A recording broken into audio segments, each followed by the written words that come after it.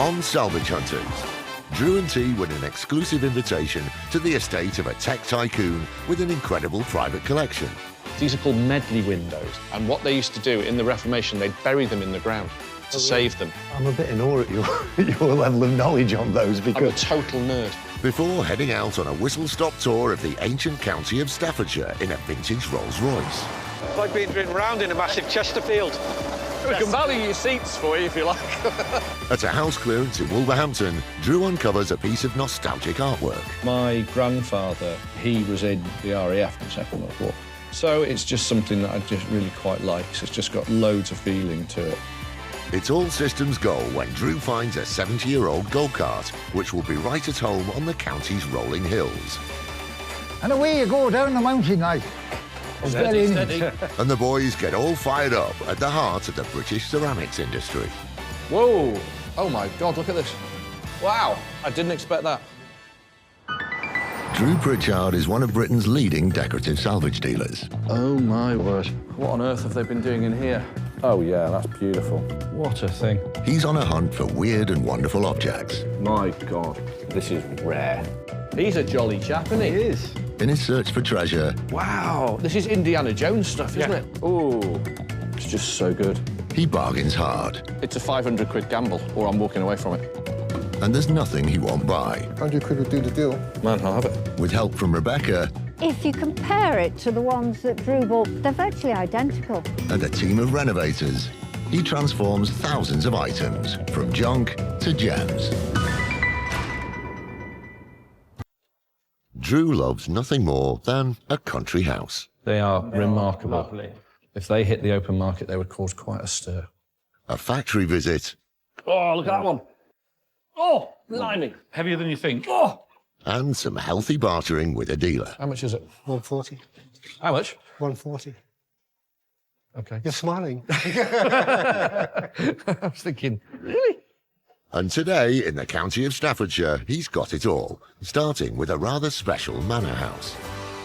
We are off to meet today, T, a real-life billionaire. The guy is called John Caldwell. Right. He's quite well known. He started Phones for You, and he has restored a huge house over the last 3 decades, Broughton Hall.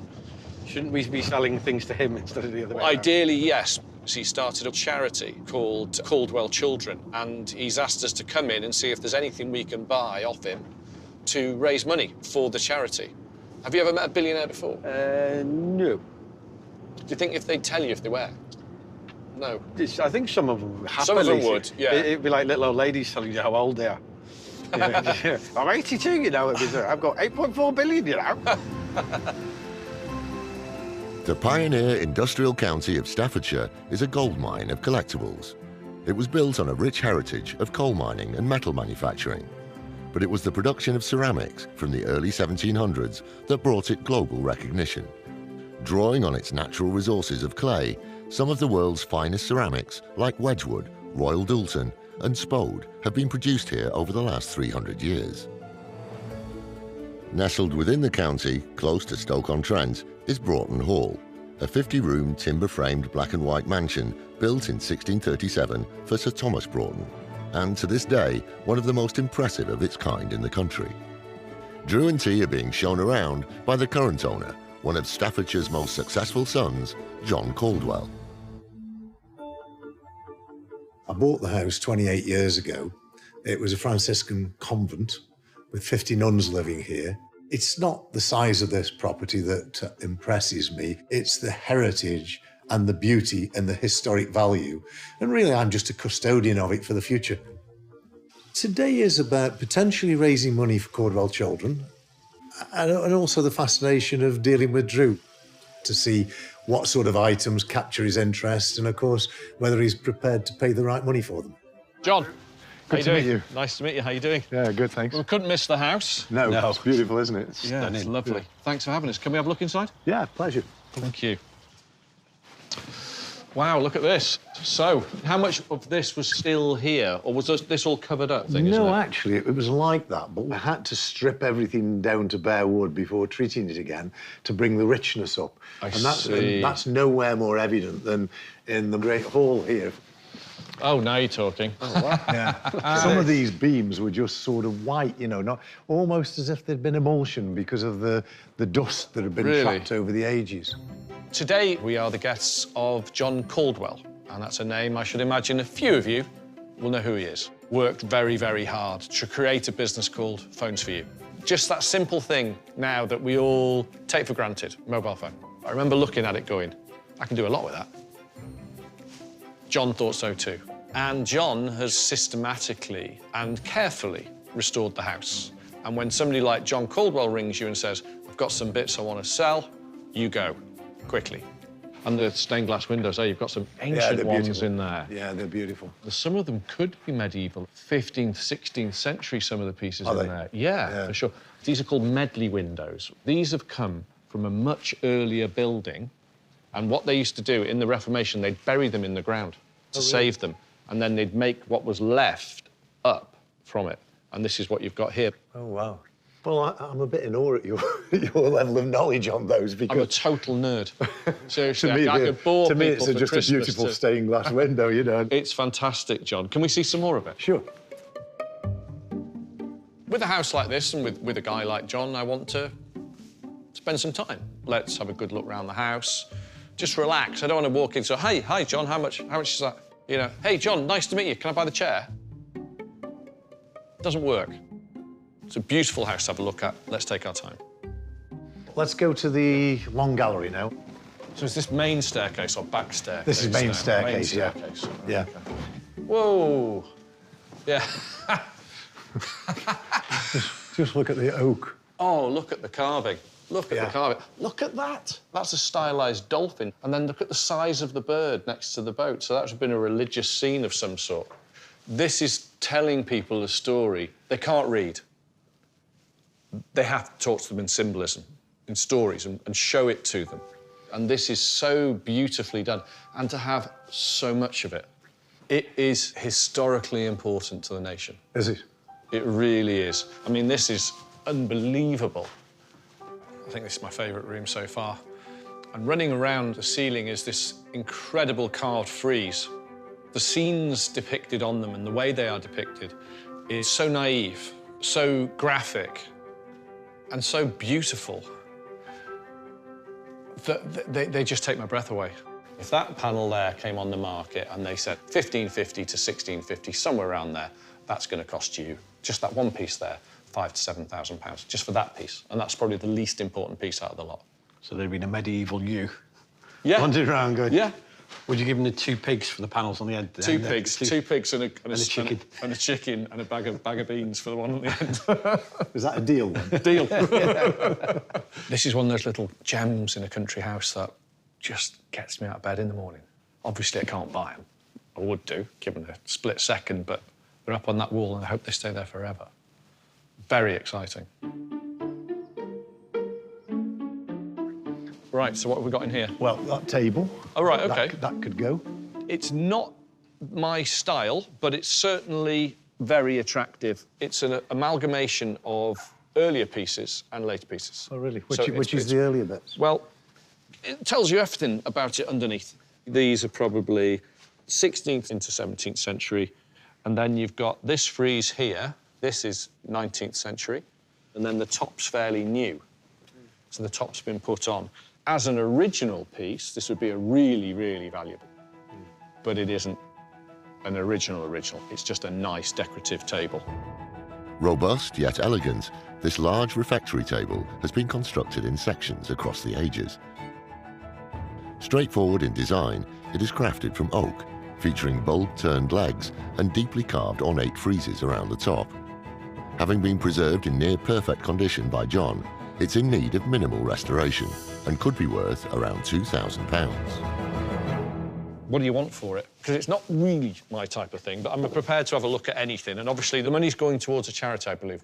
We help children with any illness whatsoever. OK. And the only issue for their application is that they can't get the help anywhere else. And we help up to yet 65,000 kids over the last 20 years. So you need to submit about 20,000 on this, because that'll change children's lives. You've just made my life really difficult. And then John hits me with his charity. He wants me to buy the table because he wants to spend that money on doing good. So I'm over a barrel here. What do you want?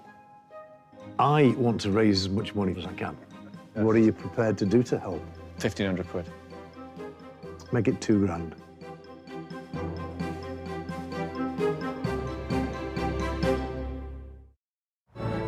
Drew Pritchard is on a buying trip in Staffordshire, where he's been invited into the home of one of the county's wealthiest philanthropists, John Caldwell. Wow, look at this. Oh, that's really nice. And in the Jacobean Mansion's Grand Hall, Drew's got his work cut out, bargaining for an oak refectory table. 1,500 quid. Make it £2,000. OK, deal. Well, that's one on the cards. Am I going to not give 500 quid to some children who desperately need it? Of course we are. What are we on to next? The settle here. Oh, right, OK. I thought that was part of the fittings. I don't know whether it was or not. I think it might have been, but I just thought I ought to just thin the house down a little bit. Really?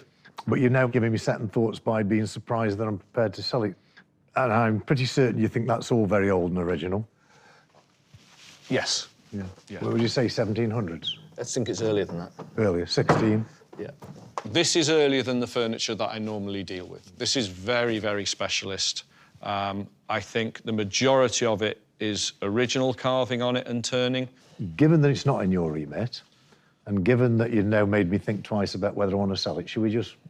Can I be honest with you? It should stay here. Yeah. And it's worth more in the building. In the building, yeah. Let's leave that then. Yeah. Really good. This is what you want. Lots of nice original period carving. I could buy it off him. I can give him 4,000 quid for it. Might even give him a bit more. It's that good. And that's for a settle. Should it stay here? Yes.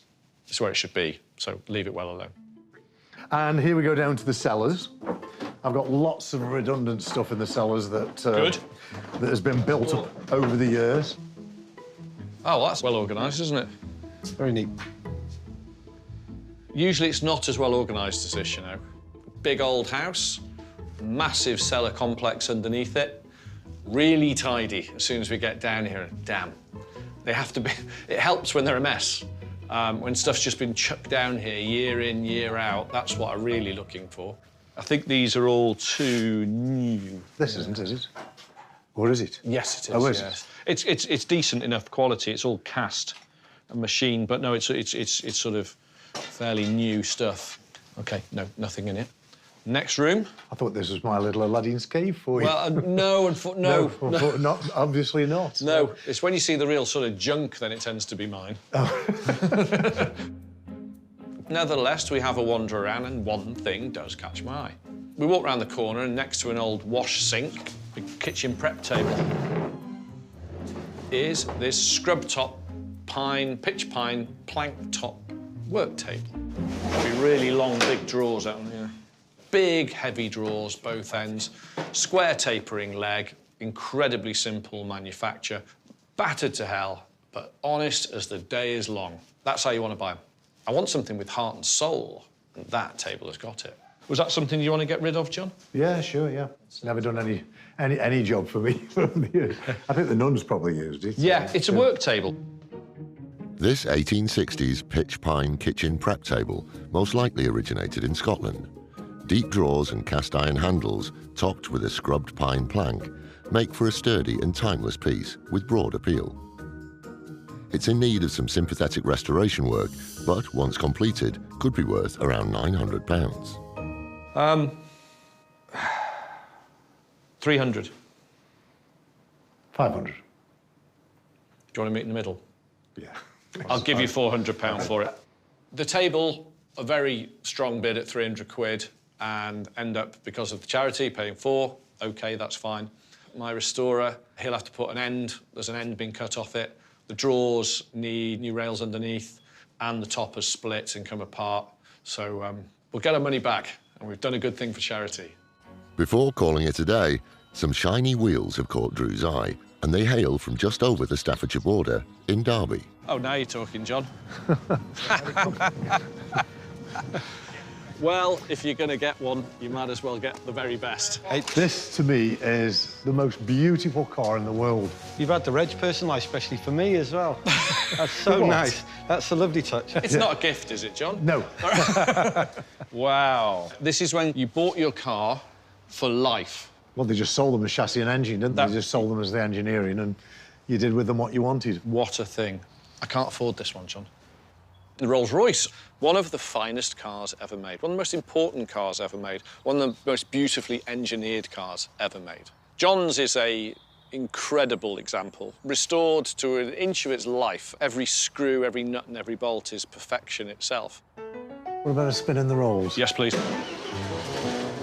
You jump in, T? Yeah, obviously in the back. I could get used to this. Drive. I bought the house 28 years ago. It was a Franciscan convent with 50 nuns living here. It's not the size of this property that impresses me. It's the heritage and the beauty and the historic value. And really, I'm just a custodian of it for the future. Today is about potentially raising money for Caldwell Children and also the fascination of dealing with Drew to see what sort of items capture his interest and, of course, whether he's prepared to pay the right money for them. John, there you go. Fantastic. Thank you very Drew? much. Door? I'll do the door for you. Sorry, Mr. T. From the rod. Yeah, have a think about what you've done.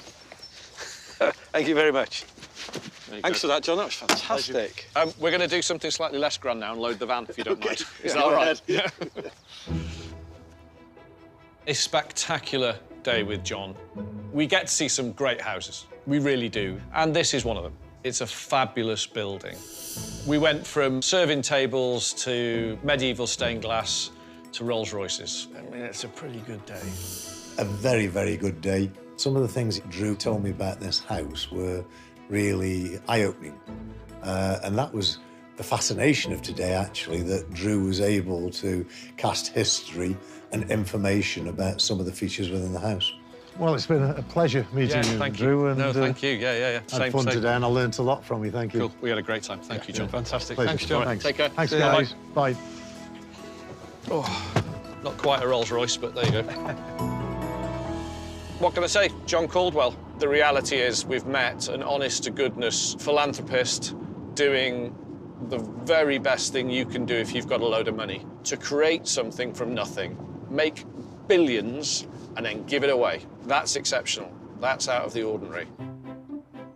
The following day, Drew has lined up a visit a few miles south, on the outskirts of Wolverhampton, with a new contact who has been restoring and collecting furniture from all over Staffordshire and further afield over the last 4 decades.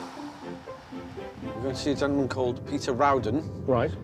He's proper old school, and he's done a bit of collecting over the years. Okay. He's retiring, I think, from what I can gather. OK, well, old dealers, always worth going to look at, particularly if they've been doing a bit of restoration. Yeah. There's always stuff in the back they've bought to restore and just haven't got round to it. Yeah. I'm very keen to see this one.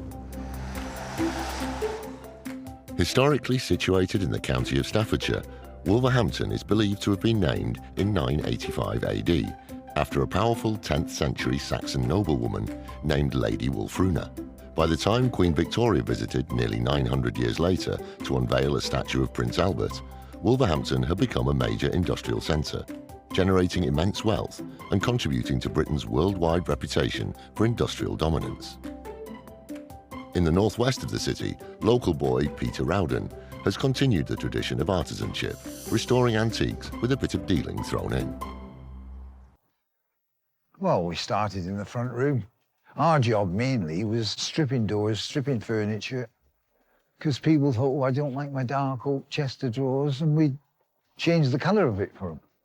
Well, after 40 years now, we've collected stuff and bought stuff, sold it, and restored it, and I'm 75 in the next birthday, and we just thought, right, we want to retire. Oh, I'm really looking forward to Drew. You know, a bit of banter, and it's a couple of months now since I've sold a bit of junk, a bit of antiques to someone, you know. Rowden Antique Restorations, this is the place. Ring bell. Ring bell. Pull rope. Pull rope. All right, oh, there you go. Drew. Peter, how you doing? T. All right. How you doing? How you keeping? Come on in. Right, so you got some stuff for sale. Yes, follow me. So you're out of the business from the house? Yes, we started in 1982, OK. repairing tables, chairs, bits and pieces. Expectations today, it smells good. Worked in the antiques trade, been in the house a very long time. That's exactly the sort of place you want to go. Long-term ownership, bit of knowledge of the business. Oh, hello. This is the stripping this tank. is the old stripping tank. Yeah, I know about these. Yeah, I used to have to stand in it. yeah. I've got some stuff around here, OK? if you're interested. Water fountain. Yeah, too new for me. Too new, that. Yeah.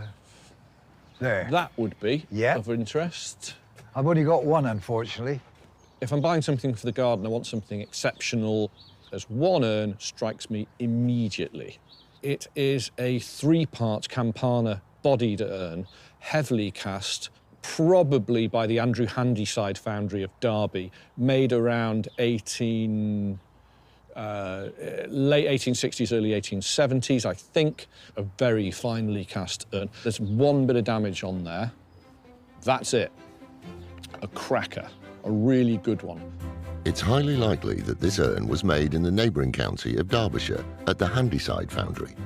In the 19th century, the name Handyside was synonymous with quality, with its ironworkers famed for their artistry, producing everything from railway bridges to decorative garden ornaments such as this urn. With elegant detailing and depicting a classical scene, stripped back, it could be worth around £900. All right, what do you want for that? I was thinking about 475.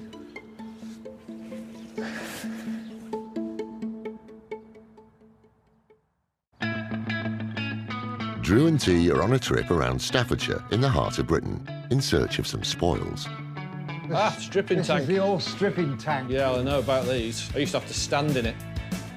And at the home of a veteran dealer and restorer, Drew's got his eye on an ornate Victorian garden urn, which he thinks could have been produced just across the Staffordshire border. All right, what do you want for that? I was thinking about 475. A little bit of damage to the edge. Yes. But it does have that 2-part. 450. Sold. Good lad. Thank you. Oh, yeah. Peter's no mug. He knows what it's worth. It needs work. It's caked in paint, which we will have to dry scrape back. But stripped back, looking good, looking really nicely done, it's nearly £1,000. So happy days. Garden done, it's time for Drew and T to head inside for a nose around the main house. Through here? Yep. That's nice. Oh, yeah. These are 1941 of the Express newspapers. Are these the originals? Yeah. Pilots taking a lesson fighting from a crow and a seagull. Yeah. These are very good. Yeah. Grimes. Didn't Grimes used to do newspaper? Yes, that's who he is. Where did you get them from? I found them 30, 40 years ago in a house clearance in Birmingham. These were in a bag in the garden. Well, they certainly look original. If you notice, these have all got this black line around them. They're all signed in the same place. They've all got a tagline to them. Right. So those are for the Well, you know what? newspapers. I This wasn't. flipping This is never just. noticed that. This is just a completely different one that doesn't fit in with the rest. What do you want for them? What about 450 each?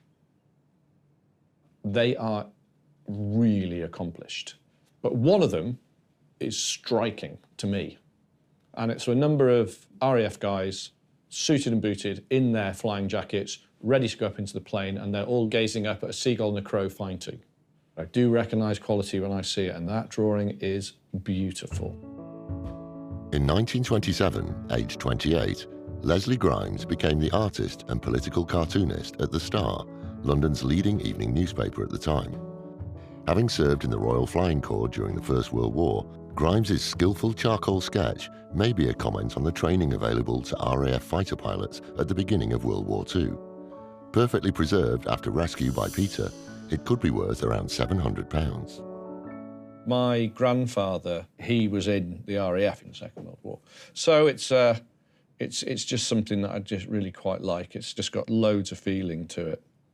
What would I be happy to pay for that? 300. You got a deal. I think that's fair. Yes, I think so too. Thank you very much. Well, I thank you very think much it's for really buying it. rather well. Do you know what? Thank you for digging it out, because it would have been thrown away. Yes, it would have been. I really like it. and I know it's very, very good, and it speaks to me. So for that reason alone, I want that in my life. It's a wonderful thing. If nothing else comes out of today, buying that thing was worth me getting out of bed. Do you know what that is? Have you ever seen one before? No. Right. It's a grass toboggan. It was made, I think, by Geisen, who did the bloody Hoovers, and he made wheelbarrows with an orange ball on. And it's like riding a bike. It's got brakes, steering wheel. Oh, God. Right, steady. Hold it there, and away you go down the mountain like. And a bit of fun. Where did you get it from? I can't remember. It's 22 years ago at least. I really like it. With the name attached to it, right? Yeah. It gives it a better value, but I can't prove it. Stood in Neither the can shed I. in Wolverhampton, and nor I can was you. only Can you? told that. Unless it's got Dyson stamped on it somewhere. Have you looked? I could write Dyson on it if you want, if that helps the position. Not really. No, I don't know. Is there any marks or names on it? It's a bit unusual, no. Do you know it's one of those things you have in the garage, and you know you have a few drinks and you go, I've got something. It's one of those, isn't Yeah. it? Hold me It's, beer. Yeah, hold my beer and watch this. Yeah. And then straight to casualty. Yes. Yeah. Peter pulls out something really quite wonderful and bizarre and lethal looking. He called it a grass toboggan. I suppose that's what it is, because there's no way of moving it unless you're rolling down a hill. It's highly original, and stuff like this really collectible to people like me, people who like old bikes, cars, you know, scooters, motorbikes. That's right up there. It's such an odd piece. In 1974, a young inventor, James Dyson, redesigned the traditional wheelbarrow, replacing the wheel with a virtually indestructible polythene ball. His ball barrel's light and maneuverable design might well have been picked up by Morris Vulcan Limited, a children's toy and pedal car specialist since the 1950s, and the plastic wheel added to their Downhill Racer, a limited edition ride-on toy. After restoration, this unusual ride could fetch around £700. I've never bought one of those before. What do you want for it? 100 quid. Sold. That's it. That makes my day happy. Well, I think it's bloody marvellous. I think it's one of the best things I've bought in ages. And I forgot think all it's about great. it. Now you leave this till last. I did. Here, Andrew, bugger off. All day long I'm buying that. If nothing else, for just the sheer ridiculousness of it.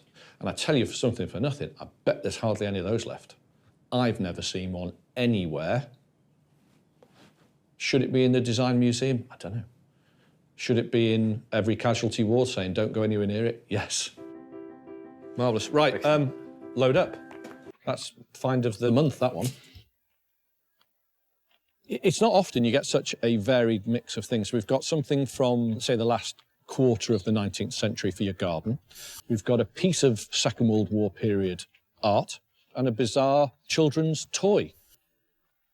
Not every day is a massive payday, but whoever you meet and wherever you go and whatever you buy, you'll learn something every day.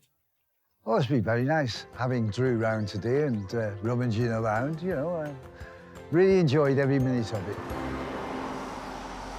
Meeting Peter was fun. I always call it the nuts and bolts. Everything starts with a house clearance. I don't think a more varied quantity of things you could ever think of. If you had to, right, guess what we were going to find today, and if you got it right, or even within 10%, we'd give you $1 million, right? You couldn't do it, could you? So anything with balls on you're interested in? I'm interested in anything with balls on. The boys' final destination is in Burslem, one of 6 Staffordshire towns that make up the city of Stoke-on-Trent, the historic world capital of ceramics. We are off to Middleport Pottery. Been here since the 18th century. It's now a working sort of historic museum and real factory. They have 1 or 2 of the original kilns on site as well. But they also have a number of shops on site which they rent out. One of them is an antique shop. There's potteries, there's everything. I'm actually really quite keen to see this today. So we buying ceramics, or are we going to have a go? Yeah, well, you know, when in Rome. Rich local reserves of both coal and clay supplied potteries in Staffordshire from the early 17th century. But it was local boy Josiah Wedgwood whose pioneering glazes and innovative marketing won him an international reputation and fans, including the Empress Catherine of Russia, who ordered a 952-piece dinner service from him. By the 18th century, the city of Stoke-on-Trent had become the centre of the British pottery industry, and today Middleport Pottery is the last continuously operating pottery in the area. Now partially a heritage site, its chief executive is Alistair Brooks. There were thousands of potteries of Stoke-on-Trent in the past. Middleport Pottery, it was opened in 1889 by Burley, the company that still operates here to this day.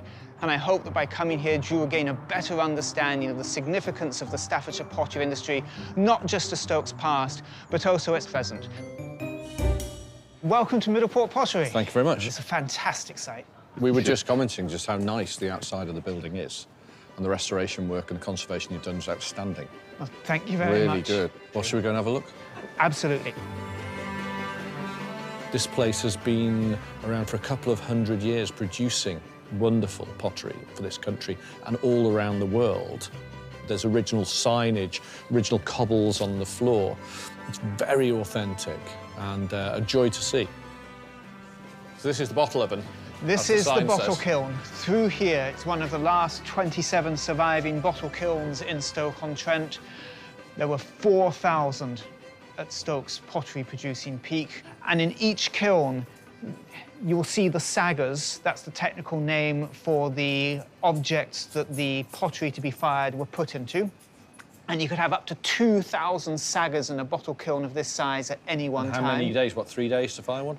Around that. The firemen, as they were called, who fired the kilns, were highly skilled because they frequently had to judge these things by feel. Can we have a look? You absolutely can. Wow. Man, this is good. Whoa. Oh, my God, look at this. Wow. I didn't expect that. No. Look at that. Did they stack them into here? As soon as they just started and just work their way to the door. Get as many in as you can in one go. I'd have definitely want to work in here. Walking into the bottle kiln, you've got to put yourself in the headspace of the guys who worked in there. So, number one, it's either freezing cold or really hot in there, and you're walking in with these saggers and you stack them up, and they would have been stacked all the way up. Thousands of items of china and pottery in there being fired at the same time. I like this museum because they've left it alone. You know, they haven't cleaned it, they haven't Disneylanded it and ruined it. It's very, very good. That's how millions of pieces were made and exported all the way around the world. And let's be honest, again, when that was made, we were the best at it in the world. Among the on-site businesses at Middleport Pottery is Inglewood Design, a unique combination of industrial lighting and decorative pieces, curated by Rob Cheadle. Been here for 18 months, started off making industrial-style lighting. From there, started commissioning period-style lighting, and it just flowed into antiques. I just make it up as I go along. I've always had a bit of a keen eye for interior design. Looking forward to meeting Drew and T. Hopefully he likes what he sees. I'm here to sell stuff, Drew's here to buy stuff. I'm sure we can put some good deals together. Hello. Hello. Rob. Drew. How are you? You all right? Welcome. Nice to meet you. Nice to meet you. I'm T. Hello, How you T. doing? Nice to meet you too. Thank you for having us. This looks fantastic. It does. Very much. This is really good. I wasn't expecting this from I was outside. not expecting this. Well, that's the kind of reaction I was hoping for, to be honest. Tell me about it then. So how long have you been doing this? 2 years, a couple of years. You're joking? No, that's all I've been doing. I was an engineering technician for a long, long time. Got really tired of the rat race. Just wanted something different, just a lifestyle change. Where are you getting these lamps from? You said you're an engineer, now guessing you made them. So that's how it started, really. I just started making bits of industrial lighting. I'd pop them online, they'd sell straight away. I'd make a few more, they'd sell. And to be honest, it was a bit of a gateway to get into Middleport. I have to say, I've been in 1,000 antique shops all over the world, and this has got a really good feeling to it straight away. It's a rather inspiring little shop. So everything's for sale? Everything's for sale. How much is that lamp there? $195 on the ticket, CMC London. Lovely. Absolutely, Excuse me, 100% original. That's nice, isn't it? It's lovely.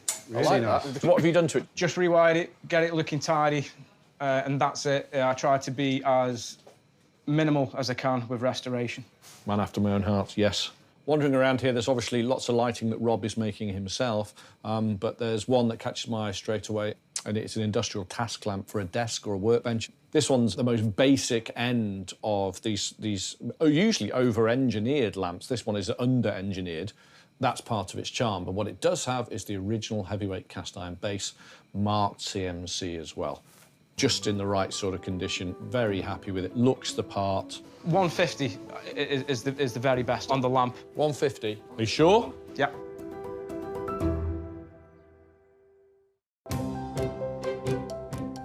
Drew Pritchard is in Staffordshire, visiting a 19th century factory in the world capital of ceramics, Stoke-on-Trent. Whoa, oh my God, look at this. Wow, I didn't expect that. And looking around one of the retail units here, Drew's fallen for an industrial desk light. 150 is the very best on the lamp. 150, are you sure? Yeah. For the green lamp? 150 for Sold. the green lamp. Look, and art glass as well. Yeah. I love this stuff. These are great. I really like that. That's a belter. £44 sold. Not even going to knock it, it's just... Look at that. £34. 30 quid. Lovely, sold. Oh, yes. Just those lines. 36, isn't it lovely? 30 quid. 30 quid sold. Drew's just bought this collection of coloured glass vases. Although their origin is unknown, Staffordshire has held a strong glassmaking tradition since the Middle Ages. And after the arrival of continental glassmakers in the 1560s, the county was established as one of the main areas of glassmaking in the UK. Preserved in perfect condition, these vases could be worth around £300. I just like to buy what I like, and I really love English, simple, mid-century coloured glass in all forms. You get all that joy and all that wonder and beauty and handmade for no money. Did you do that? That's what happens when you buy incomplete domino sets. That's really good. That was my mother's idea. Keep doing that. Well done, Mum. Like your painting. Very nicely done. It's fab, isn't it? Yeah. There's a painting of some sunflowers. You know, there's a very famous painting of some sunflowers. It's not that one. But it's got that same sort of fun factor to it. Light, airy, bright, perfect for the corner of a room. But what interests me more is Rob's take on putting a shop together, where he's got the harshness of industrial antiques softened by things like that painting and the coloured glass. It's a very good mix. 160 quid. Well, what can you do me a bit of a deal? OK, so... There's a little stool down the back there I quite like the look of as well. That has just got a really nice, deep dish top on it. This is original, not been cut down. Half decent patina. Somebody's gone over it with a bit of rubbish over the top of it. Nice bit of period vandalism. What are you asking for that? 120 quid, right. Looked into the corner there and there's a little sort of dished button seat, industrial stool with a wrought iron stretcher on it. A couple of things set it apart. The seat's thicker than normal. The dish in it is deeper than normal and it's in nice condition, and I like it's got some cut marks where somebody's been sat on it with a hacksaw cutting something. I like that. 80 quid. Right. Push another tenner out of you? Yeah, £90. Yeah. Thank you very much, sold. What else was there? Painting. 120? Sure. Sold. Thank you very much. Painting's 120 quid. In the shop, give the frame a little bit of a fettle, 180 quid. So there's 60 quid in it after tax. It's not a lot of money. Again, doesn't matter. I like it. I love it. Somebody else will. Well, what we're going to do, we're going to go and have a look next door. So we'll come back, pick all this stuff up. Sounds good to me. Mate, thank you. Cheers. No problem Wonderful. at all. See you in a bit. Thank you. See you guys. You sort of don't expect to have a little antique shop in the middle of a beautiful old pottery like this, but it's turned out to be better than I thought. And that's always great when you see somebody's really making an effort and doing something a little bit different. After a satisfying spree with Rob, Drew and T have a chance to take part in the area's great tradition, under the tutelage of caster Dave Jones. Right, hiya, Dave. Hiya. How you doing? Right. Right then, so what are you going to show us today? We couldn't let you come up here without having a little go This is clay dug from the ground, starts off as dirt. When we've mixed it all up and it's purified, it goes to the name of slip. Slip, yeah. So that basically is liquid clay. We can let you pour the moulds. We can do that. How much you put in? Just steady. You've got to fill in right to the very top, please. Faster, faster. That's the ticket, please.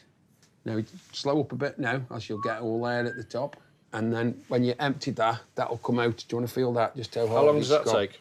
20 minutes, half an hour, and after that, it'll be that dry to get out. Right. Then you fire it. Is that when you fire it? Well, after that, if you leave it overnight, it's going to go, because all the moisture's gone, it's going to be that hard.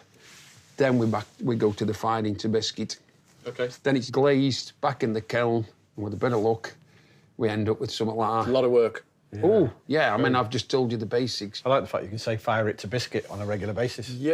Oh, yeah. Worth it just for that. Yeah. And that's Christmas present sorted.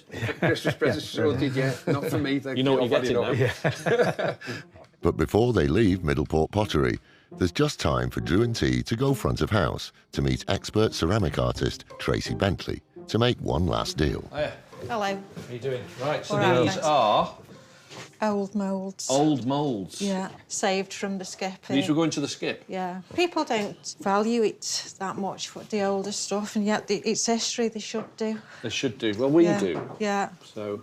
This is a pub scene of old men drinking in the pub. Ah, well. Yeah. We've never seen that before. No, yeah.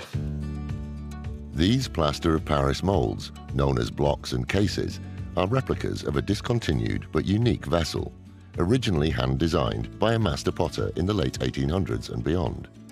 Sold as a set, they would make for eye-catching table centerpieces and could be worth around £120. What do you want for them?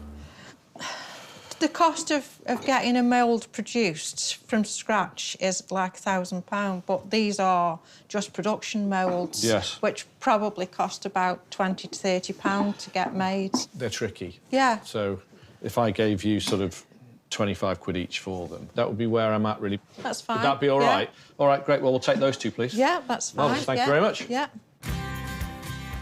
Today's been really good. Being able to see this much history so intact and still working is really enriching for everybody involved. It's just got a charm to it, a naivety, and it takes you back to a much simpler time straight away. It's been wonderful to have Drew and T here today. They seem to have had a real feel for how important the pottery industry was to Stoke-on-Trent in the past and indeed in the present. Well, that was good. I enjoyed that. Going into the kiln was an experience, something I've not done before, likely to again. So, no, I like that. Yeah, I think the more you know your history, the better dealer you become. The more you read, the more you look at things, the more experiences you have.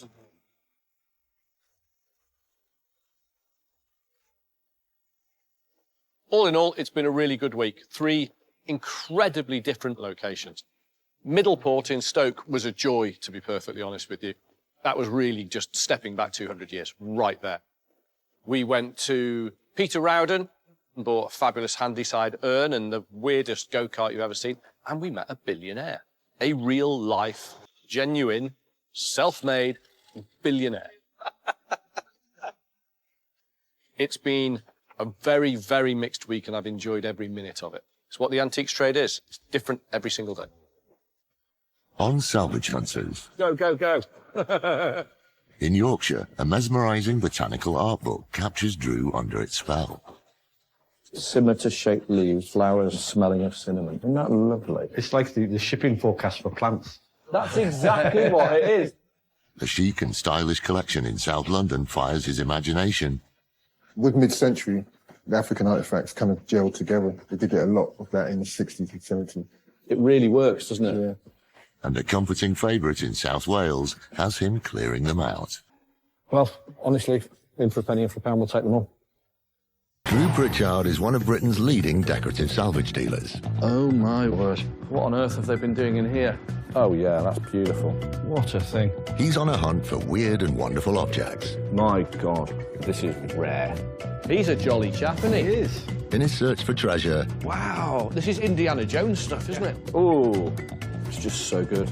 he bargains hard. It's a 500 quid gamble, or I'm walking away from it. And there's nothing he won't buy. 100 quid will do the deal. Man, I'll have it. With help from Rebecca If you compare it to the ones that Drew bought, they're virtually identical. and a team of renovators, he transforms thousands of items from junk to gems.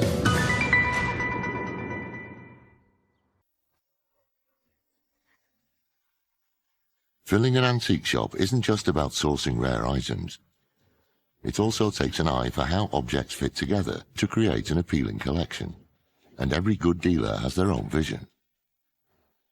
I'm always interested to go to different dealers because everybody has a different eye, a different take on what the business is. So you'll learn something and you'll certainly have a different perspective, potentially, which you're able to think through and decide whether or not it's something that, you know, you're going to embrace and it will be part of your look.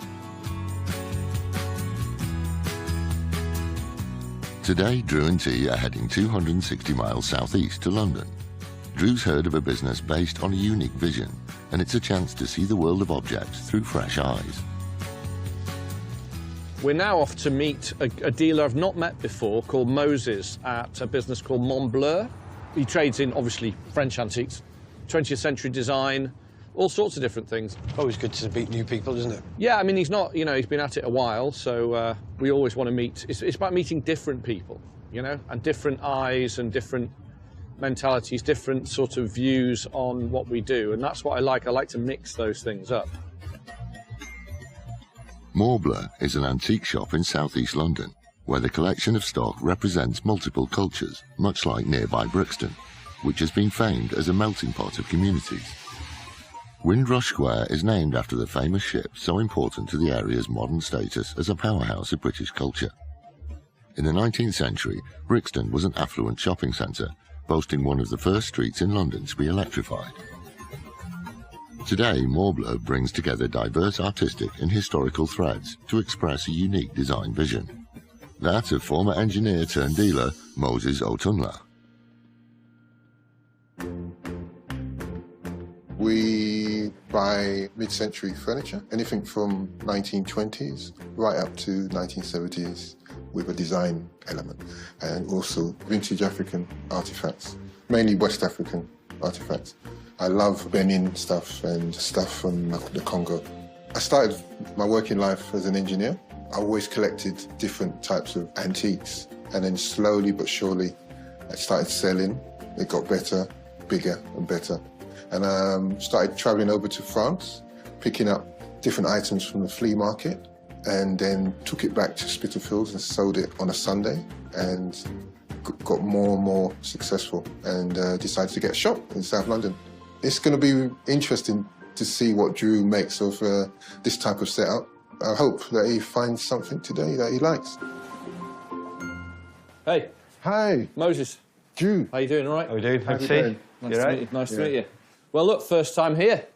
Yes. Looking cool. South London. Looks good. Yes. Looks really good. So how long have you been here, then? Been at this particular site for about 6 years. Have you? Yeah. There's not loads of dealers on this There street, isn't. is there? I've scared them all off. Today I am at Montbleu in Brixton with Moses. As soon as I walk into the shop, I am struck by the mix. And this is why I love this business, for one of the 1,000 reasons why I love the antiques trade. It's that it's people's personal take. It's their ideas, their mix, their eye, their soul that goes into this. There is some pure antiques here, but also African art, there's chinoiserie in here, there's Japanese, there's a bit of everything, French, Danish. So this look is exciting, it's different and interesting. Well, I like what you're doing, it's very cool. Oh, I like this. These are the Brot wall mirrors. I just love that. Crazy, isn't it? Paris, they're made in, huh? See, but you've got a lot of French stuff here. Yeah, we buy a lot in France and Germany, Belgium, Holland, Denmark. Do you go over yourself? We do. You enjoy it? That's part of the fun. That's part of the best bit, isn't it? Yeah, it is. Yeah. Wow, OK. How much is that? That is £100. £100? Yeah. It's a cadeau, as they say in French. What's that mean? Gift. I like that. Walk 6 foot into the door, there's a mirror on the wall, so it's a bifold faux bamboo frame with applied Japanese printed design paper on the back of the mirror. gilt brass edge to it, ebonised frame unusually. Bought loads of them, find them hugely attractive. I think they're a great, interesting, odd thing, very typically French for that period. Appearances were all important in the lavish court of Charles X of France. The king had his own mirror maker, Francois Brott, who in 1875 invented the triptych looking glass, which immediately became fashionable all over Europe. This Brott-style example dates from the late 19th century and features Japanese-influenced decoration popular at the time.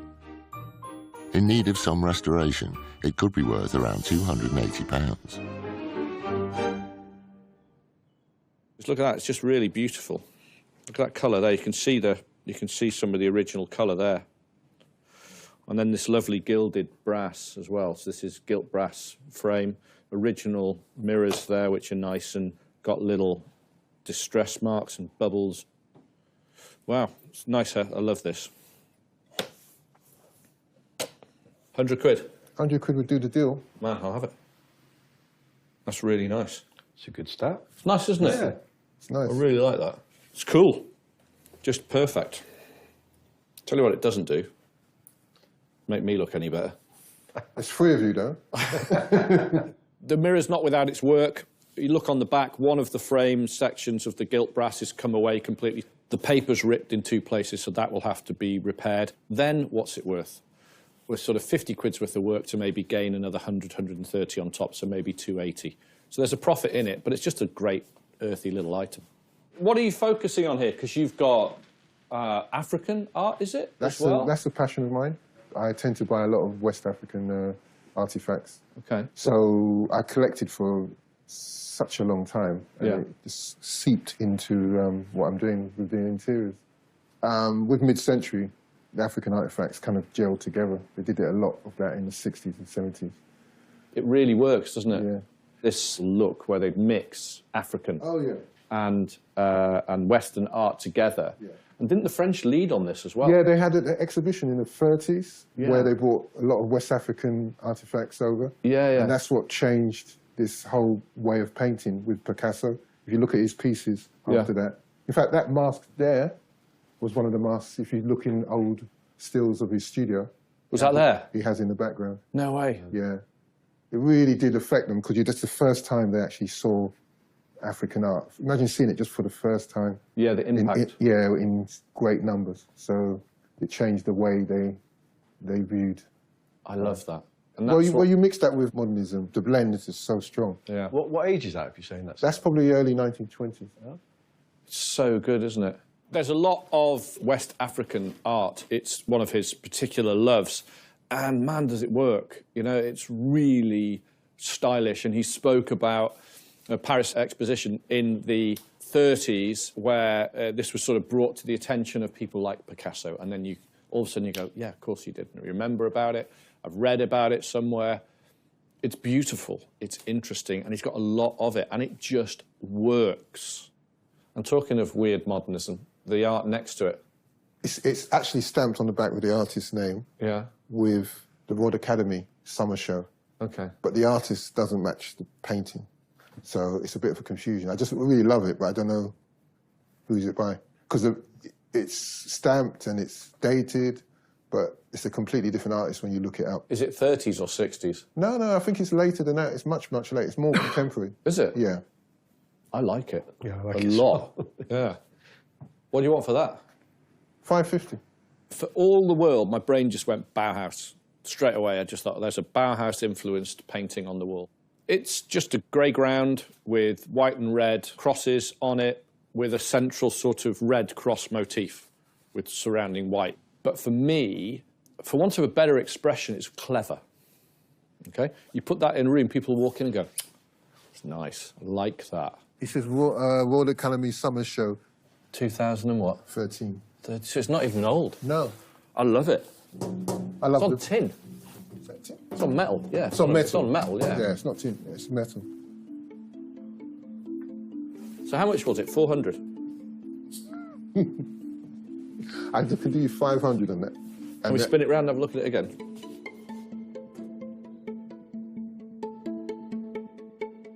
you Drew's in South London to see the world of decorative antiques through the eyes of a dealer with a unique vision. There's not loads of dealers on this There street, isn't. is there? I've scared them all off.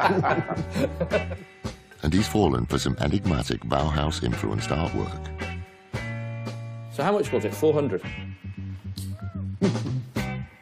I can do 500 on that. Can we spin it round and have a look at it again? Got it? Yeah. It's nice and heavy too. But that would work with anything. That would work with antique, that would work with mid-century. The frames are workabout, let alone... Yeah, it is. It's a nice job, isn't it? You know what I mean? Look at that. Yeah, I love it. 500. Let's have it. Thank you. I like it. It's just great. Top purchase. It's good, isn't it? Yeah, really nice. So it really reminds me of the Bauhaus. It's a lot of painting for the money. We get it for 500. What's it worth? Got to be worth 7, isn't it? In the right setting. There's enough about it that just screams quality that in a very expensive room it will work. Door handle. Cool. You have good stuff. It's totally different to what I do, but I get it. I completely appreciate it. Yeah. It's nice.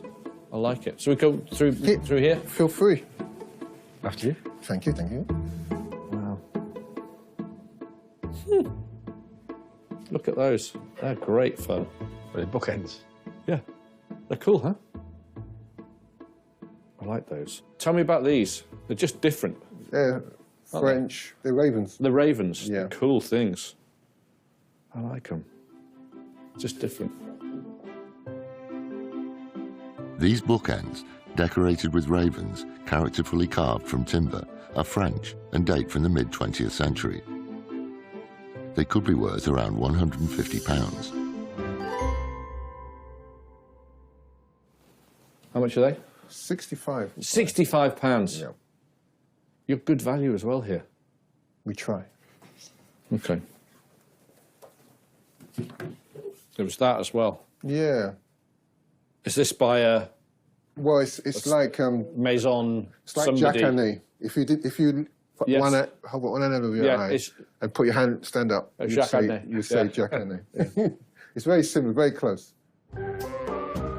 This magazine rack is influenced by the work of French Art Deco furniture designer Jacques Adnet, whose name is associated with unadorned modernist lines and luxurious materials such as expensive woods and leather. Dating from around the mid-20th century and with gentle signs of aging, it could be worth around £200. It is £45. How much? £45. So 65, 45, £100 a pair. £100 would do it. Sold. Thank you very much. No worries. Like that a lot. Super chic, stylish little thing. And he said, it's 45 quid. Well, obviously, £100 both of them. Yes, done. We'll take those home. Interesting, diverse, odd, strange mix. But they make sense to me, and that's enough. Cool, right, okay, I think we're done. Excellent. Can we get loaded up? Yep. All right. So, today, meeting with Moses. Wonderful. Another take on the antiques business, another take on interior design, another take on mixing different styles. And isn't it wonderful? Modern art, African art, French, Art Deco, Nouveau, all sorts, modernist. It's got it all. It's a very, very rounded, clever, expressive view on what we do, and I'm heartened to see it. It's a really good day. I met Drew and he understood what I was trying to do here, and he appreciated the art and all the other objects I had. And it's really good to have another dealer to getting to understand what you're doing. Well, that was very good. Yeah. Bought some different things there, that's for sure. I think we both like the same thing. The painting. The painting. Definitely. It's good, isn't it? Yeah, really good. Really good. I think in the right environment, that painting will really show its worth. So anyway, Montbleu, Moses, very happy.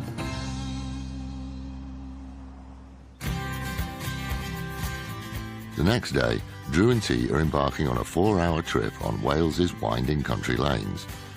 A group of dealers off the beaten track promises interesting ways of seeing the world of objects.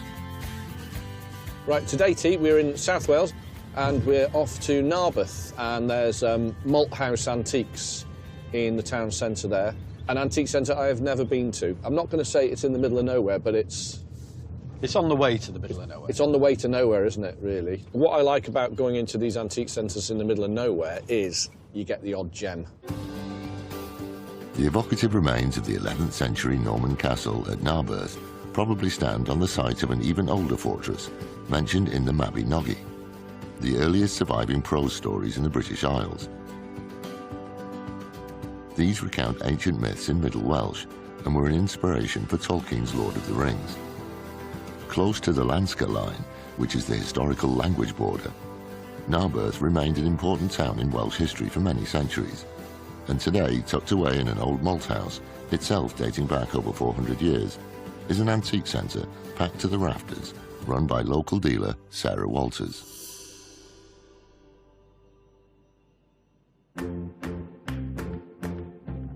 I rented a little space in here. Within about 6 weeks of me coming here, a letter went round and the owners were leaving, saying, anybody here interested in buying it? So went to the bank, said, can I have a loan? And they said, yeah, okay. And then literally about another 2 months later, I was running it and owning it. The Malt House is a group of 30 different dealers, all with complete different specialities. So we've got a rug specialist, maps, prints, mid-century furniture. So all the different dealers are really excited to see Drew and T here today. I think secretly they all want him to buy their particular item. Hello. Hello, Drew. Hello, T. Welcome to the Malt House. Thank you very much for having us. Wow. When we came up the alleyway, I wasn't expecting it to be this big. No, it's a bit of a TARDIS. Do you know how we were drawn to it? Because the name Malt House. I'm assuming you made beer in here. They did a long time ago. And we were just like magnetically drawn in, weren't we, to it? Yes. You've got everything here. You've got a bit of Welsh furniture. We do. We've got 17th century stuff all the way through, 19th century. Yes, we've got all the different people with their different passions. Wow. You can judge most places within 5 seconds of walking through the door. This one, well laid out. There is a mix for everyone. If you want to come in and spend a couple of pounds, you can. If you want to come in and spend a few £100, you can. It's an attractive place to spend a few hours. Lovely mirror. It's beautiful, that one, isn't it? Yeah. Is it? Can I take it off the wall? Certainly, certainly. Sorry to jump on straight away. Just go straight through. That's fine. Walk through the front door. We're 2-3 feet in, and I see a beautiful wall mirror. In the late-ish Georgian taste, the colour of it is very, very rich. It's almost a sort of a red walnut. Very, very nice. Just simple, understated, stylish, classy, unfussy, not shouty. You know, you just put that on a wall. Lovely, tasteful. Made in around 1800, this late Georgian mirror has understated decoration around a wide, flat frame, which allows the natural warmth of its walnut timber to glow. An unusual landscape format, it could be worth around £250. What can that be then? How much you got on that? 85. 85. Do you do trade prices here at all? We do, yes, we do. I could knock 15 off it 70 for you. quid? Yes. Sold. Here we are. Nice, isn't it? That's a good That was quick. That's lovely, really nice. Not attractive. That's really I love elegant, it personally, isn't it? yeah. It's over 200 years old, minimum. It's incredibly stylish. It's aged beautifully. And you can buy all of that for £70. Well, if that doesn't tell you to come to an antique centre, I don't know what will. It's a real mix, isn't it? Wow. It is. I'm not sure what this one is, actually. This is What is that? a stool-like kitchen item, perhaps for slapping down chapatis. I have no idea. A chapati slapper. We haven't bought one of them before, have we? So, another bigger room. Lots more stuff. So whose is this one? It's just one couple. They've been in the antiques trade for a long time, been doing it for about 40 years, so really? they know their... They know their stuff. Yeah. This is one of my particular loves you've got here. But yes, Welsh tapestry blanket. T already knows what we're going to do with these. Welsh tapestry blankets, I particularly love them. I've got a real passion for them. This one's great. All wool. It's because of the sheep in Wales, we've had a lot of... Well, one thing we're not short of is water and wool. And wool. Yeah. The place is rammed full of stock. As you can see, it's actually every surface is full. But I start to see Welsh blankets. There's a particularly wonderful tradition of these being made at different mills from North Wales all the way down to South Wales. What I love about them is the colourways are wonderful and they change a room. What I'm looking for are the earlier variants, which are a little bit heavier, a little bit thicker, the colours are more muted, the designs are tighter, and they don't tend to have fringes. They're the ones I'm really after. You've got 245 on it. Do these guys do trade? They will. We could take the full 5 off, so 200. £200. Mm-hmm. Nice. Yeah, it's really nice, that We'll one. take that. We'll Okay. take that. That's lovely, thank you. Very nice. So that can go on the counter, T. Okay. Yeah, I should pop it over there. Look at those. Look, we're like a little couple. We make our bed every morning.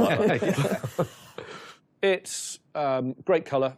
This one's dead right. It's as good as new. No faults, no stains, no fading, no repairs, nothing missing, no rips, no tears, and it smells okay. And you feel it. There should be a certain slightly greasy, coarse feel to it. If they haven't got that and they're a little bit puffed up, it means they've been washed incorrectly, and I tend to leave those because they don't have that same feeling. Okay, good. Well, I'm really pleased with that. So can we carry on going around? This is a great little place, this bit. This is Yeah, fab. we've got a bit more height in this one, which is Yeah. nice. So you've got more blankets. Wow. There's a nice early one. This is 1920s, 30s, really nice colour. Pale, sagey greens and creams and whites with a little bit of yellow in there as well. Almost a lime green fleck to some of it. Should we flip it over that way, so just because this light colour, this is where they get the staining on them. Staining, sun bleaching, all sorts of stuff. It's still got the right feel to it. It's got 220 on it. What can you do on that one?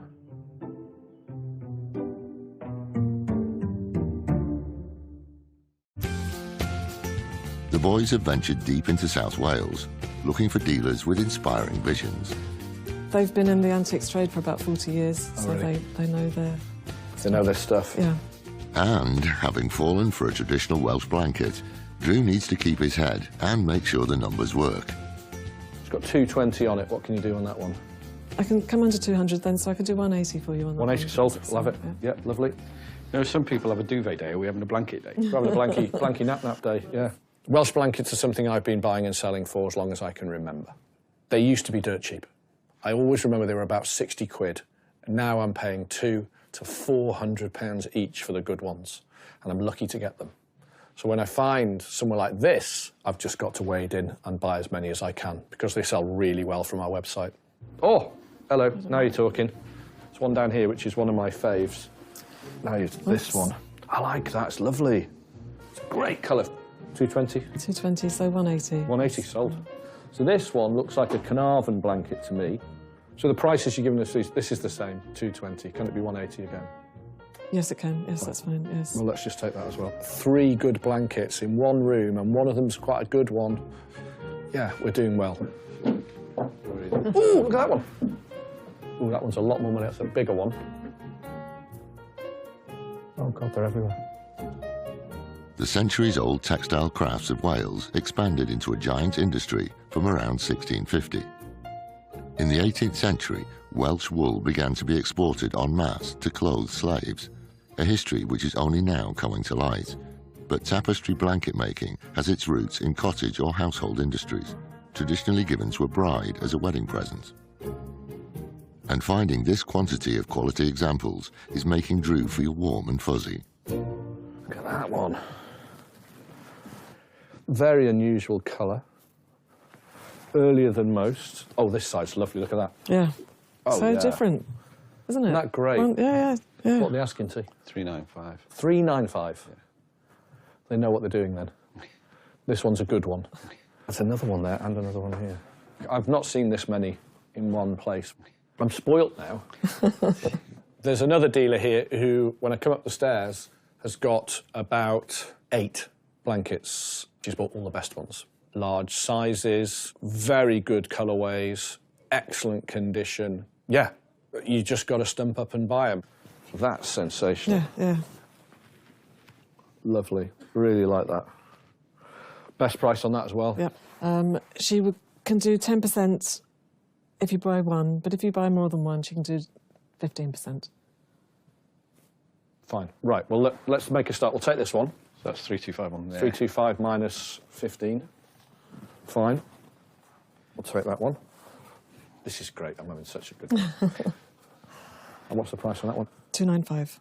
295, so minus, that's about... 245, so that's 250. Yep, 250. This one I really like. Very, very unusual. I don't think I've had this colour before. 295 again. Yeah, so 250 again. Fine, take it as well. This one's the sort of Thicker, prize of the yes, bunch, yeah. basically. Yes. 395. Because she knows what this one is. It's a nice early one. 40, 60 off, so 335. 335. Yeah, we're going to take it. That's the prize of the day, basically. This one is the nicest one of the bunch. I'll have to take a look at that blue one there. Well, we're that deep into it now. We might as well look at more. We might as well. There's no point messing around. Oh yeah, look at that. Oh, look at the other side. Look yes. at that. Yeah. Oh yeah, that's beautiful. 295. So it's the 250 one again then. Well, honestly, in for a penny, in for a pound, we'll take them all. Sarah turns around and says, look, if you buy a load, I can give you 15% off this lady's batch of blankets there. So I think we buy another 5 there. That's great. This is becoming quite a remarkable collection, to be honest with you. At one building. One building. The quality and character of these 9 blankets, the oldest dating from the early 20th century, means each could be worth around £400. Right, I think we're done. OK. I think we've done enough now. Right, come on then, let's go downstairs and sort all this out. Malthouse Antiques in Narberth today has been great fun, actually. I would recommend this place to anybody. I bought incredibly well. Favourite of the day? I can't pin it down to one blanket, so I'm going to say the mirror. I think the little mirror is very classy, very stylish, understated. Very happy with that. Had a great day with Drew and T, really enjoyed it. I've certainly learnt a little bit more about Welsh tapestry blankets. It's been brilliant and they're welcome back anytime. Well, that was good, buying all those Welsh blankets in deepest Wales. They're quality ones, you know. We bought the right ones. I think that's it. From buying and selling them for a long time, you sort of know, which one's going to go first. Well, I know the early ones will go straight away. Yeah. But no, an excellent call, an excellent trade call, and I will go again. Narberth Antiques, very good.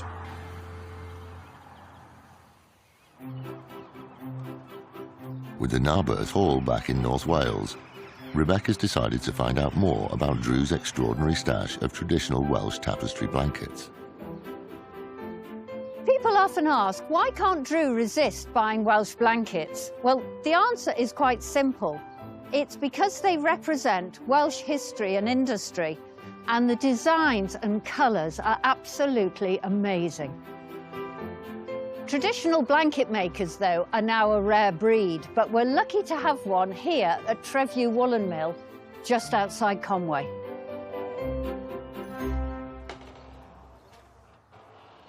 The weaving of these blankets, known as cathini in Welsh, dates back many, many centuries, almost back to when sheep farming began here. Luckily, it's mills like this one that are still guardians of the industry.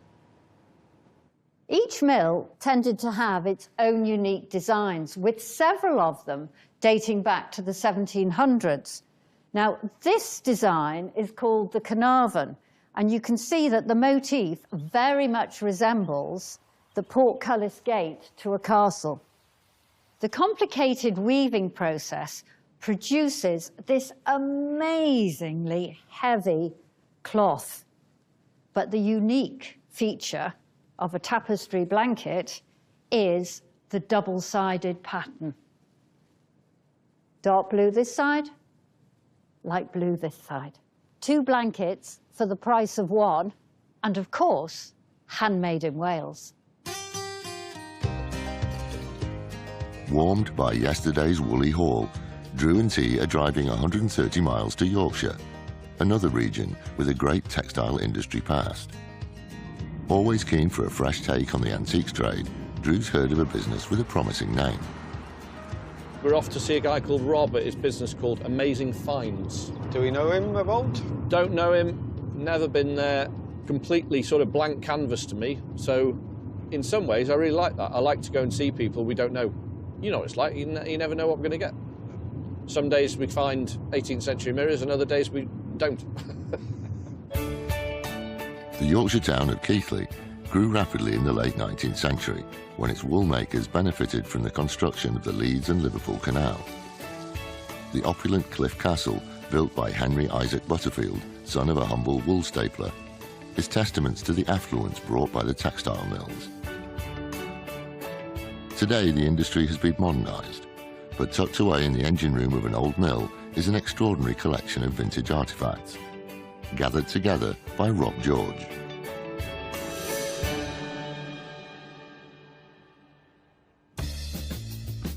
Been here 2 years now, trading. I've always kind of bought and sold things, and well, it's just a passion that's grown into trying to make a living.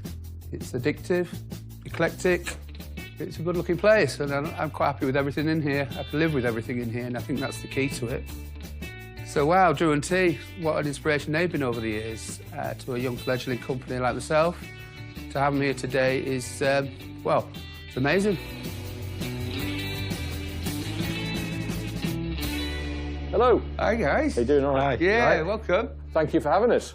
I have to say, immediately... Amazing. Love your shop. Yeah. I love Thank it. you. No, this is very much my sort. I love this. This is really, really good. Get in, and the place is laid out very artistically, actually. He's got a good eye. He is putting things together in a fun way. He's enjoying what he's doing, clearly. And that's the number one thing when you go into somebody's shop. You think, are they into this? Are they really having a go? Do they mean it? Yeah, it's the same as your room. They've got massive underclothing. Huge underclothing. That is brilliant. I like that underclothing. I saw another one. You've got drapery, and there's another one on the front there as well. The General, and they came off a building in Keighley. Yeah. A friend of mine came down, and he said, Rob, they're ripping the store apart. I think there might be something there for you. So I went up to the building. Nobody in it, knocking on the door. There's a huge pile of wood, and that General that's outside was on the top of it, so... They were throwing it away? Yeah. Oh, God, what is wrong with people? Moved the whole pile, underclothing and drapery underneath it. Can I ask you a personal question, then? Yeah, please do, So you've had them for nothing? Yeah. I really like that. Are they for sale? For you today, Drew? Yeah. That one would be £600. 600? Right, OK. And the other ones? £1,000 each. So you definitely don't want to sell them? No. No, didn't think so. Brilliant. OK. Right. I think you've got to have some things in your shop and your display that although I'm very cool, could make me cooler. If at all possible, Drew. The first thing that catches my eye is a late 19th century carved timber, gilt and now painted sign. I've had loads of these signs saying all sorts of stuff, but I've never had one that says underclothing. And with all of the connotations that gives, all of that fun, gotta buy it. And then he slaps you with 600 quid. Can't get there. Too much money. Great thing, though. To me, it's worth 400 quid. And that gives me room for a profit. I'm not going to see 6. That's my honest view on it. 450, you could have it, Drew. Well, it's £50 in the scale of things. I mean... Well, it's 50, half 100. You buy a lot for 50 quid. You have a nice meal out for 50 quid. Only just. Yeah. Have a think about it. Yeah. OK. Let me think about it. Yeah. Yeah. We get the price down to 450 on the sign, so now it's just a case of I'm going to wait. It's the first thing we've seen through the door. I need a better deal than that. Let's see if I can find something else. OK. Have you got more space through there? I have, yeah. Can we have a look? Yeah, you certainly can, yeah.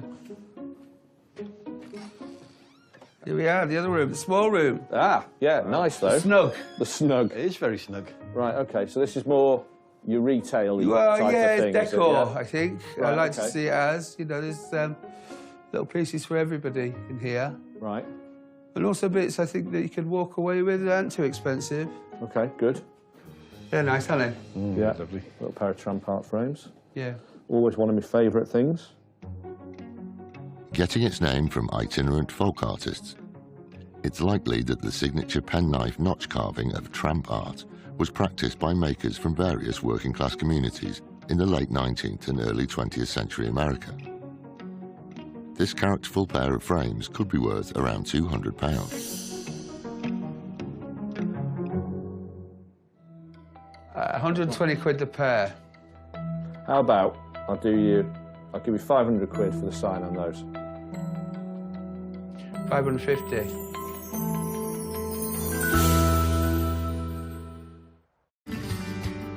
Drew's taken a chance on a Yorkshire dealership he's not visited before, in search of inspiration. I have to say, immediately, amazing. Love your shop. Yeah. But not convinced he'll turn enough profit on a cheeky shop sign he badly wants, he's attempting to strike a double deal. How about I'll give you 500 quid for the sign on those. 550. They're lovely thick pieces. No money left in them. So it was 450 for the sign. I was trying to do them for 500 quid. £100 for them, 400 quid for the sign. Go on then. Sure? Yeah, just because they're pleased to see you. I have got wages and bills and mortgages to pay, so I have to be like this, and I have to turn a profit on it. It's not just me. I've got to make money out of them. Yeah. All right. Yeah, 500 quid. Yeah. Deal. Thank you. I'm looking at them thinking, these are great. He gives me a price. It's too much. And then I'm thinking, what I need to do is put a deal together so I can get that underwear sign outside, rounds it up, 500 quid, and yeah, goes for the deal. Fine, done, we're finished. It just takes a little bit of that every now and again. These are great. I know. Little collection of ammonites. Love these things. I can remember with my big brother, my dad used to take us up onto the northeast coast of Yorkshire and chip them out of the cliff. You can't do that anymore. I don't think you're allowed to do that anymore. But these you can find on the floor. I think they're something like 400 million years old. It's mental, isn't it? What's the oldest thing you got in your shop? Yeah. Slate. Right at the back in the corner, there's a little box, and in it are ammonites. They're not rare, that's for damn sure, but they're charming.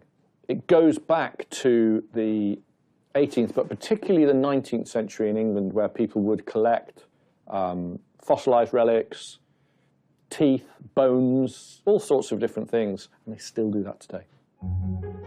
Most ammonites are the fossils of extinct celathopods, dating from around 450 million years ago to 66 million years ago, when they became extinct at the same time as the dinosaurs. These sea creatures lived in a protective shell, but built new chambers as they grew, creating spirals and other intricate structures. Together, these tiny pieces of natural history became a bit of a trend in the 1800s, popularised in part by Mary Anning, who was an English paleontologist. As a decorative collection, this set could be worth around £200. What do you want for all of them? I'd like to buy them all. Would you? Yeah, I think they're lovely. It could be £5 each to you, bro. 20, 30, 40, 90, 100, 110 quid. £100 a lot? Yeah, brilliant. Love those. I mean, I didn't expect to get up this morning and buy these. No. But I'm really glad I did. Price, we end up, it comes to £5 each. We get them for a little bit less. It's 110. Get them for 100 quid for the whole lot. Fine. Are they worth 200 quid? Yes. There's profit there. That's great. I just need to market them correctly, sell them as a collection, boom.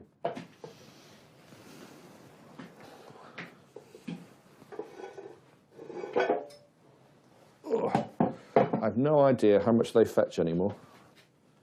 How much is that?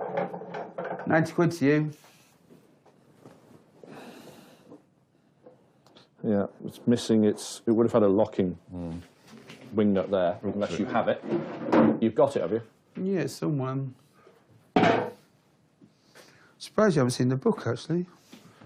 Or pre-Darwin. Pre-Darwin? Okay. First edition, 1797. Is it really? Yeah. Then he turns around to me and said, have you not seen the book? Or, I'm surprised you didn't look at the book. I don't buy books. Books are one of the most specialist areas of the antiques business you can ever get. I'm not daft, but my God, you have to be clever to buy these things and know everything. Ixia with scimitar-shaped leaves, waved at the edge, flowers alternate, blowing at night and smelling of cinnamon. Isn't that lovely? Oh, so it's asleep then, That's lovely, isn't it? Yeah. Isn't that nice? Yeah. It's like the shipping forecast for plants.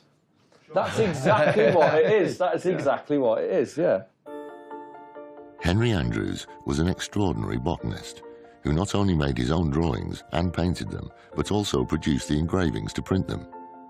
With no fewer than 72 colour illustrations, this is one of a lavish 10-volume compendium of rare exotic plants, designed to feed the 18th century passion for natural history and exploration that came with the empire.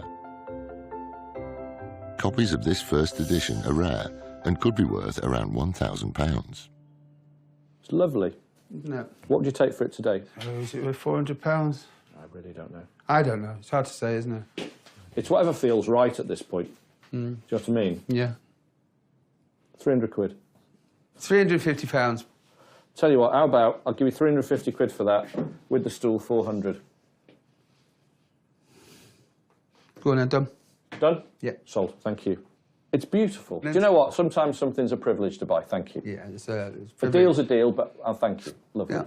So I was previously looking at a little stool with him. Again, I thought, well, the stool was a bit too much money, the book's a bit too much money. Put a deal together, £400 for the pair. Yes, sold. And I've ended up with that spectacular book. Right, we're done. Marvellous. This better go with you in the front. Yeah. Yeah, I think so. You can read it to me on the way back. Amazing finds in Keighley today. Well, it yielded some amazing finds. We got that fantastic sign, which Rob rescued off a skip. The ammonites, I love. A little handful of these tiny things picked off a beach, millions of years old, and they cost nothing. And then I bought tramp art, I bought industrial furniture, which I haven't bought for an awful long time, and then I bought something I never buy. It's absolutely wonderful. That's definitely the buy of the day. I'm very surprised actually seeing Drew and T here for one, and surprised with what he bought today. He bought very well, if I'm honest.